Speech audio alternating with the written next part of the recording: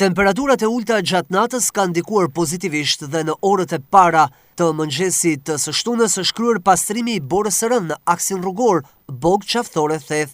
Ky segment tashmë është bllokuar sërish dhe ka nisur qarkullimi i automjeteve drejt kësaj pike turistike dhe anasjelltas.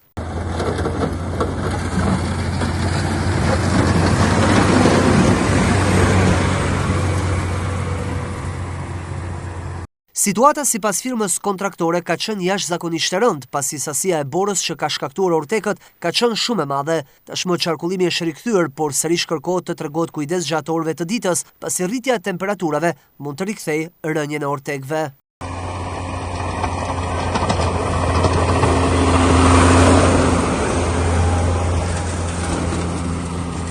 Shoferët dhe udhëtarët duhet të tregojnë kujdes të shtuar gjatë kalimit tek tunelet, pasi tashmë janë vërejtur shenja të vogla të rrëshqitjes së borës. Pjesa më e rrezikuar mbetet segmenti midis tunelit të parë dhe atij të dytë. Puna ndërkohë nga autoriteti rrugor shqiptar vijon në pastrimin, zgjerimin dhe kriposjen e segmentit Qaftore-Theth për të siguruar qarkullim të sigurt në këtë zonë malore, ku gjatë fundjavës rritet lëvizja automjeteve.